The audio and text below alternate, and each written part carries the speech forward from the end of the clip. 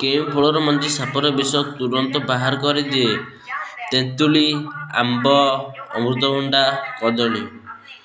ତୁମକୁ 5 ସେକେଣ୍ଡର ଟାଇମ୍ ଦିଆଯାଉଛି। ଏହା ସଠିକ୍ ଆନ୍ସର ଜାଣିଥିଲେ କମେଣ୍ଟ ବକ୍ସରେ ନିଶ୍ଚୟ ଜଣାନ୍ତୁ।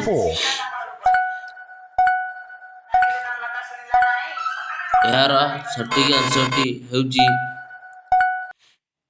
ତେନ୍ତୁଳି। ପରବର୍ତ୍ତୀ ପ୍ରଶ୍ନ,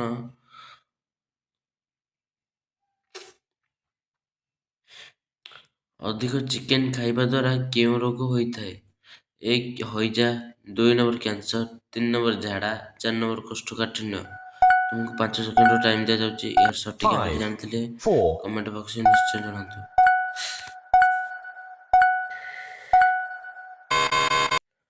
ଏହାର ସଠିକ୍ ଆନ୍ସରଟି କୋଷ୍ଠକାଠିନ୍ୟ। ପରବର୍ତ୍ତୀ ପ୍ରଶ୍ନ,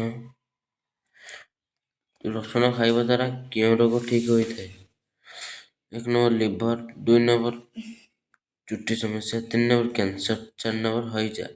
ତୁମକୁ 5 ସେକେଣ୍ଡର ଟାଇମ୍ ଦିଆଯାଉଛି। ଏହାର ସଠିକ୍ ଆନ୍ସରଟି ଜାଣିଥିଲେ କମେଣ୍ଟ ବକ୍ସରେ ନିଶ୍ଚୟ ଜଣାନ୍ତୁ।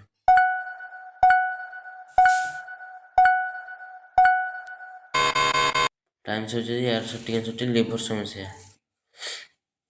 4 ନମ୍ବର, ସାବୁନରେ କେଉଁ ପଶୁର ମାଂସ ମିଶିଥାଏ? 1 ନମ୍ବର କୁକୁର, 2 ନମ୍ବର ମେଣ୍ଢା, 3 ନମ୍ବର ଘୁଷୁରୀ, 4 ନମ୍ବର ବିଲୁଆ।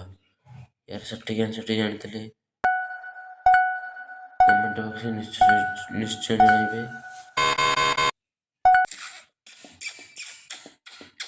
କହିଲେ ସଠିକ୍ ଆନ୍ସରଟି